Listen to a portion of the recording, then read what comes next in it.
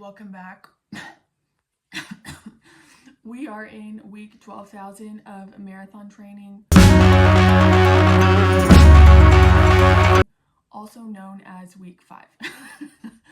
But this week has felt like week 12,000 because we had an easier week last week, and then this week has been back at it full blast. So I'm going to share a little bit about how marathon training is going, but before I do that, I wanted to share my favorite Christian workout songs. So I have some playlists on Spotify, and you can go look at those. It's under BTH on Spotify as well. But I was just going to share my 5 favorite ones because I've had trouble like finding playlists that I like to run to. But these are some songs that are like upbeat, encouraging, but also really good Christian songs too.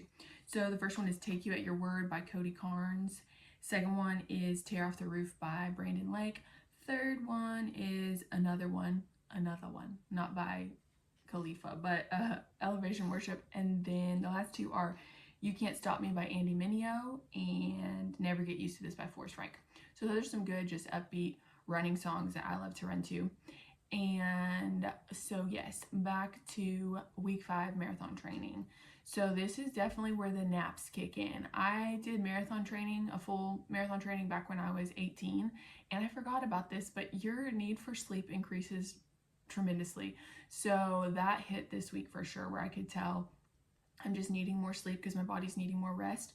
But something that also, just to give you kind of an overview or kind of the pattern that I've noticed, that the app I'm using is Runna, which I love, highly recommend. But the pattern that we are noticing, Krista and I are noticing, because we were talking about this week, is that we have 2 days of strength training. I use strength training on mine. She doesn't. She has another plan for strength training, but 2 days of strength training, 2 days of speed work, whether that's intervals or running hills, but some type of speed work, and then 2 days of easy runs, and then one long run day. And sometimes you have strength training and an easy day together, or and then Sunday I have where I just have a completely day that's off. So you can kind of structure it how you want to, but that's how both ours are structured, like that.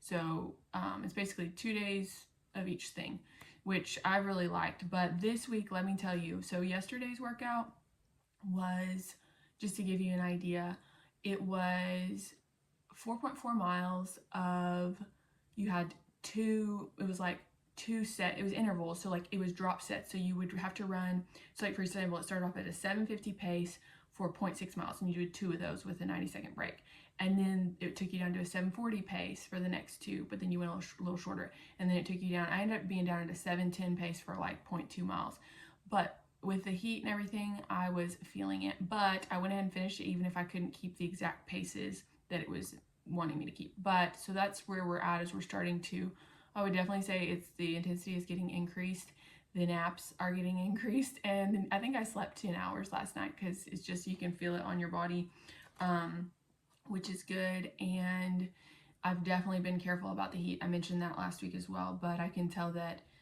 if I'm not running by like 7 a.m., I just kind of have to be careful because of the intensity plus the heat is just a lot.